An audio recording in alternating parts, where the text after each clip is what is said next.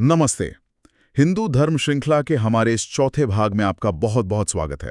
नमस्ते। पिछले भाग में हमने हिंदू दर्शन के गहरे सॉफ्टवेयर को मतलब उसकी मूल विचारधारा को समझने की कोशिश की थी।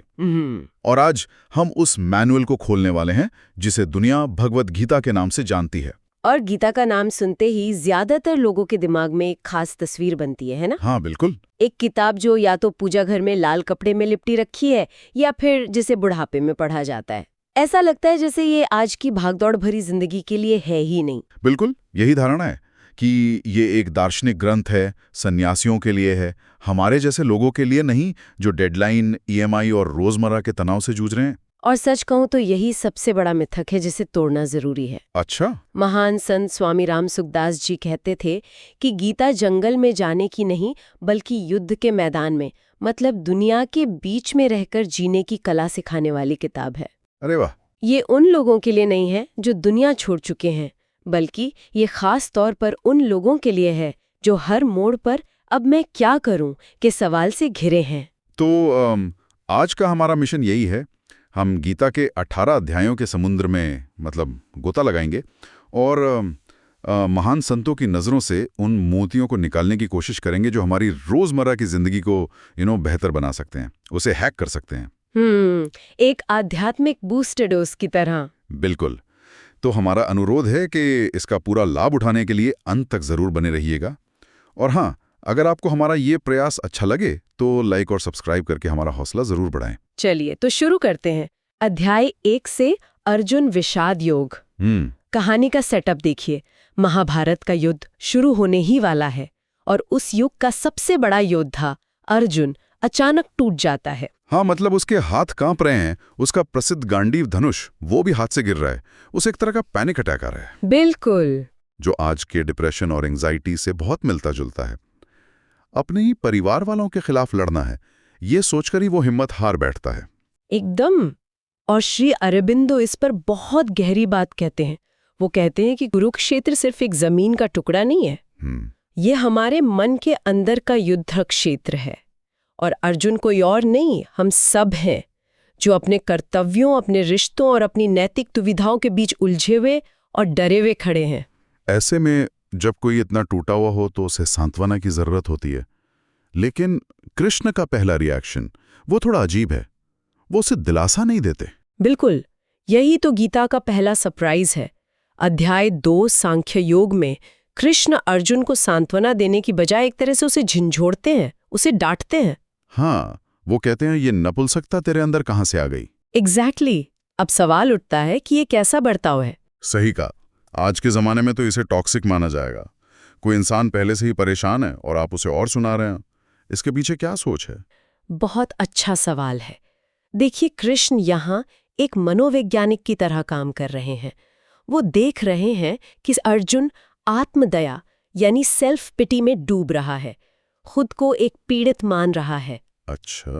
कृष्ण की वो डांट एक शॉक ट्रीटमेंट की तरह है, एक शॉक ट्रीटमेंट जो उसे उस विक्टिम मोड से बाहर निकालने के लिए जरूरी थी।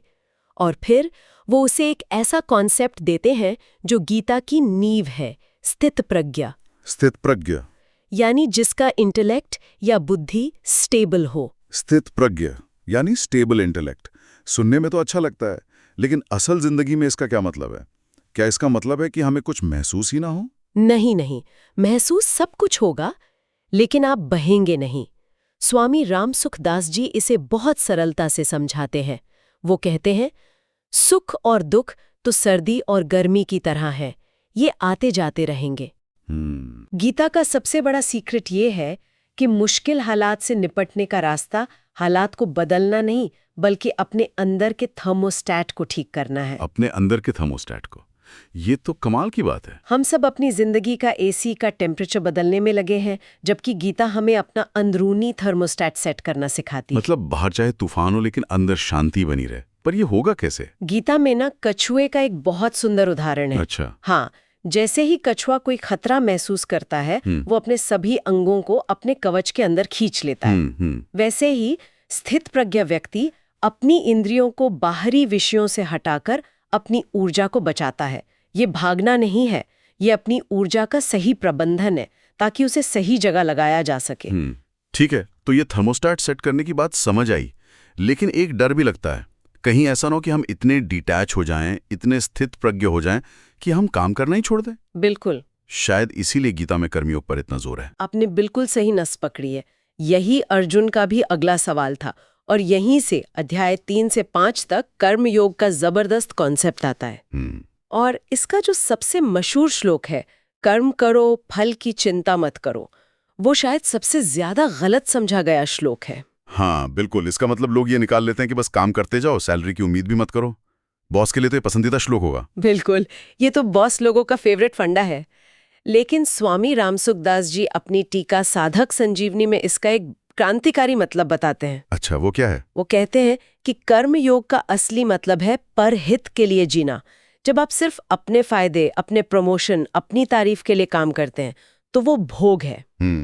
लेकिन जब आप वही काम दूसरों की भलाई के लिए या इसे भगवान का काम समझकर अपनी ड्यूटी की तरह करते हैं तो वो योग बन जाता है।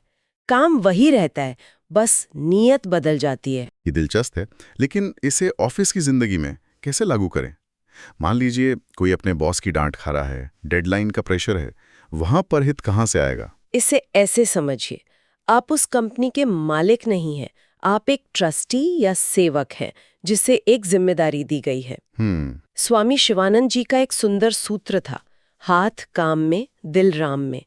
जब आप ये सोचकर काम करते हैं कि ये काम मेरा नहीं, ये मेरे प्रभु का है और मुझे इसे अपनी पूरी क्षमता से करना है क्योंकि ये मेरी पूजा है, तो तनाव अपने आप गायब हो जाता है। क्योंकि तब आप परिणाम के बोझ से मुक्त हो जाते हैं। मेरा टारगेट पूरा होगा या नहीं, इस चिंता से आजाद। बिल्कुल। गीता का मैनेजमेंट लेसन आज के मैनेजमेंट से बिल्कुल उल्टा है। कॉर्पोरेट दुनिया ओनरशिप ऑफ रिजल्ट्स पर जोर देती है। हाँ, गीता कहती है ownership of effort low, results का ओनर कोई और है। स्वामी रामसुखदास जी कहते हैं कर्म करने में तुम स्वतंत्र हो लेकिन फल विधान के अधीन है। तो जो चीज आपके नियंत्रण में है ही नहीं, उसका बोझ उठाकर अपना ब्लड प्रेशर क्यों बढ़ाना? Do your best and leave the rest. Do your best, leave the rest, ये गीता का ही मॉडर्न वर्जन है। लेकिन मेरी समस्या ये है कि बेस्ट करने के लिए मन का टिकना जरूरी है। सही बात है। मेरा मन तो एक इंटरनेट ब्राउजर की तरह है जिसमें 100 टैब खुले हैं। और अर्जुन ने भी अध्याय 6 ध्यान योग में यही शिकायत की थी कि मन तो बहुत चंचल है। और ये शिकायत हर युग में हर इंसान की रही है। अर्जुन कृष्ण से कहते हैं चंचलम ही मनः कृष्ण, हे कृष्ण, यह मन इतना चंचल और शक्तिशाली है कि इसे वश में करना तो हवा को मुट्ठी में करने जैसा है। इस पर कृष्ण जो 2 शब्दों का फॉर्मूला देते हैं वही स्वामी विवेकानंद से लेकर आज के माइंडफुलनेस गुरु तक सिखाते हैं, अभ्यास और वैराग्य। अभ्यास और वैराग्य सुनने में तो सरल है पर हैं बहुत गहरे। अभ्यास का मतलब क्या है? अभ्यास को मतलब है माइंड को जिम ले जाना। Mind gym? हाँ, जैसे पहले दिन जिम जाकर बाइसेप्स नहीं बनते, वैसे ही पहले दिन ध्यान में मन शांत नहीं होगा। मन 1000 बार भटकेगा, उसे प्यार से बिना खुद को कोसे 1000 बार वापस लाना होगा। ये एक निरंतर प्रैक्टिस है, एक दिन का इवेंट नहीं। मैं आपको अपना बताती हूँ, जब मैंने पहली बार इसे प्रैक्टिस करने की कोशिश की तो मैं 5 सेकंड भी नहीं टिक पाई। ये वाकई एक माइंड जिम है और शुरू में आप बहुत थकते हैं। और वैराग्य? क्या इसका मतलब है कि मैं अपना नया फोन खरीदने का ख्याल छोड़ दूं और सब कुछ त्याग कर दूं? नहीं, बिल्कुल नहीं। वैराग्य का असली मतलब जंगल जाना नहीं है, बल्कि ये गहरी समझ है कि जिन चीजों के पीछे हम भाग रहे हैं, जैसे नया फोन, हाँ, चाहे वो नया फोन हो, सोशल मीडिया पर ज्यादा लाइक्स हो या कोई पद हो, उनमें स्थायी खुशी नहीं है। वो खुशी पानी के बुलबुले की तरह है जो बनती है और फूट जाती है। जब ये बात गहराई से समझ आ जाती है तो मन अपने आप उन चीजों से थोड़ा डिटैच होने लगता है। वो भागता तो है पर पागलों की तरह नहीं। ये माइंड जिम वाली बात तो समझ आई, लेकिन ये रास्ता थोड़ा अनुशासन और बौद्धिक समझ वाला लगता है। उन लोगों का क्या जो ज्यादा दिल से सोचते हैं, ज्यादा इमोशनल हैं, जिनके लिए इतना अनुशासन शायद मुश्किल हो? उनके लिए गीता में अध्याय 7 से लेकर 12 तक का पूरा खजाना है। भक्ति योग। भक्ति योग? ये रास्ता दिमाग का नहीं, दिल का है। ये उन लोगों के लिए है जो कहते हैं मुझसे ज्यादा नियम कानून फॉलो नहीं होते, मैं तो बस प्यार करना जानता हूँ। तो भगवान तक पहुंचने का ये इमोशनल रास्ता क्या कहता है? यहाँ स्वामी राम सुखदास जी की व्याख्या सचमुच दिल छू लेती है। वो कहते हैं कि भगवान को आपके महंगे चढ़ावे या संस्कृत के मुश्किल श्लोक नहीं चाहिए। अच्छा। अध्याय 9 में भगवान खुद कहते हैं, पत्रम पुष्पम फलम तोयम, यानी एक पत्ता, एक फूल, थोड़ा फल या बस पानी, जो भी कोई प्रेम से देता है मैं उसे स्वीकार कर लेता हूँ। राम सुखदास जी कहते हैं कि भक्ति का सार है भगवान से रिश्ता जोड़ना। हे भगवान कहने की जगह हे मेरे भगवान कहना। जैसे ही ये अपनापन आता है, डर खत्म हो जाता है और प्रेम शुरू हो जाता है। मतलब भगवान तक पहुंचने के लिए कोई अपॉइंटमेंट नहीं चाहिए, कोई IVR नहीं, ये तो डायरेक्ट हॉटलाइन है। बिल्कुल, एक डायरेक्ट हॉटलाइन। लेकिन इस हॉटलाइन का कनेक्शन सही है या नहीं, इसकी भी एक परीक्षा है। अच्छा, वो क्या है? अध्याय 12 में कृष्ण अपने प्रिय भक्त के लक्षण बताते हैं, और पहला लक्षण क्या है? अद्वेष्टा सर्वभूतानाम। इसका मतलब? यानी जो किसी भी प्राणी से द्वेष या नफरत नहीं करता। ओहो, मतलब मेरी भक्ति इस बात से नहीं जांची जाएगी कि मैंने मंदिर में कितनी देर आरती की, बल्कि इस बात से कि मंदिर से बाहर निकलकर मैंने ट्रैफिक में फंसे एक रिक्शा वाले से कैसा बर्ताव किया। एकदम सही। भक्ति की असली परीक्षा हमारे व्यवहार में है, पूजा घर में नहीं। अगर हम एक तरफ भगवान को पूज रहे हैं और दूसरे तरफ इंसानों से नफरत कर रहे हैं, तो गीता के अनुसार वो कनेक्शन अभी जुड़ा नहीं है। ये तो बहुत ही व्यवहारिक बात है। अब हम गीता के अंतिम चरण की ओर बढ़ते हैं, अध्याय 13 से 18। हमने क्या करे और कैसे करें को समझा। अब शायद बात कौन करे पर आती है, मैं कौन हूं। आपने एकदम सही पकड़ा। अध्याय 13 इसी सवाल से शुरू होता है, क्षेत्र और क्षेत्रज्ञ का ज्ञान। क्षेत्र और क्षेत्र के।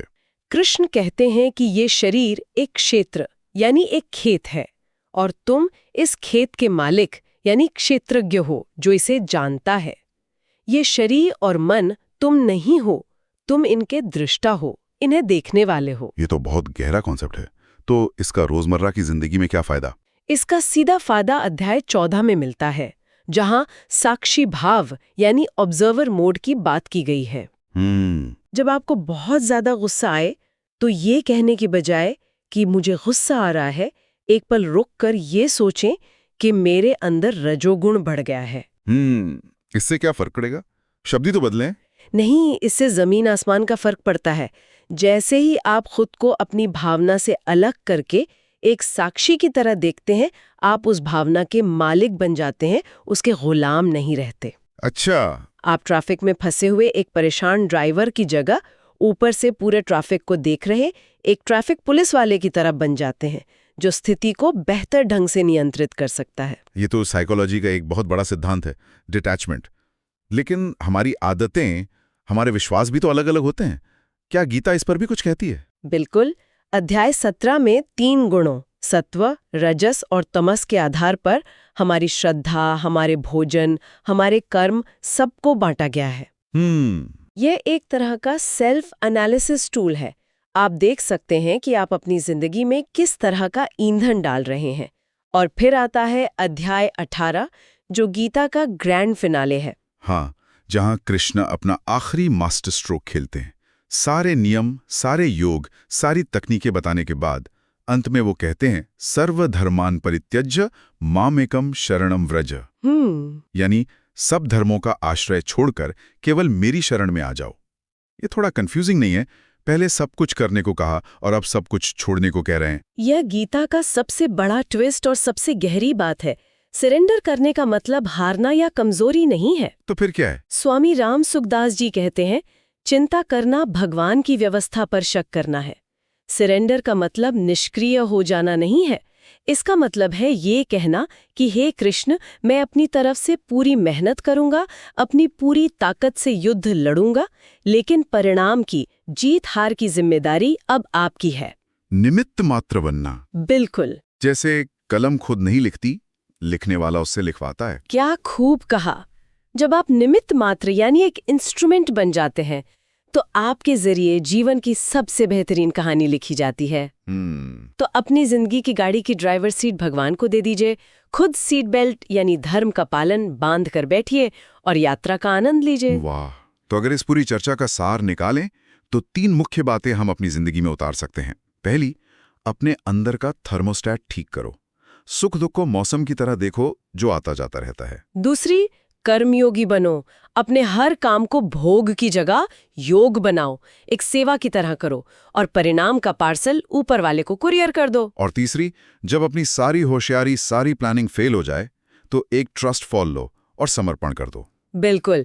स्वामी राम सुखदास जी एक और बात कहते थे, गीता कंठ में नहीं, जीवन में होनी चाहिए।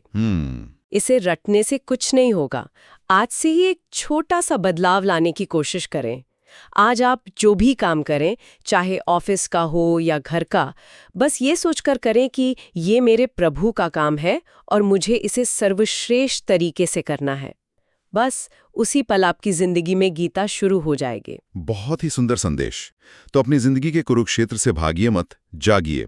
अपने अंदर के अर्जुन को जगाइए और अपने विवेक यानी कृष्ण को अपना सारथी बनाइए। बिल्कुल।